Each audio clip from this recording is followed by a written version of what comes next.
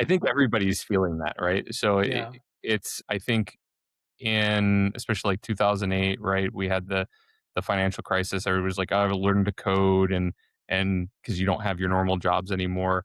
I think I feel like people are in that same kind of mindset again, where they have this FOMO, fear of missing out, and they're concerned about it. My general take is, worry less about that and just delivering on your core objectives and redefining on, what those are. I think if you understand that your core direction and you come up with a strategy for that, it makes everything else easier, especially like AI. That becomes a direct cost equation. Like, how much do you want to spend on it? And a lot of it's going to be experimentation. So how much are you willing to burn to test it out? And that's just what you got to do. You look at the big companies. I won't name any by name just because we mentioned some that I might actually work with some of them, so I don't want to Yeah. intone like internal knowledge on it, right? But there's some big companies that are doing AI that they've spent billions of dollars in directions that just Mhm. don't work, and they're like, all Yeah. right, well, I guess we're done with that and move on. We, you and I don't, well, Yeah. I don't know about you, but I don't have $1 billion just to Yeah. burn. Right? So set a budget that you're fine with losing, and you know, just play around with it and see if it's something that's helpful for you. If you're concerned, I mean, once you kind of have an understanding of how it works, reach out to people that can help direct you. I would suggest, getting in connection with.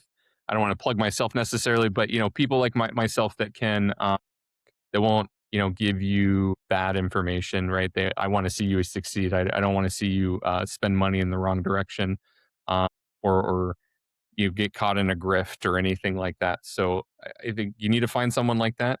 Maybe someone in your community that's crotchety and doesn't like technology, right? Run ideas by them. If they say it sounds crazy, it might be crazy.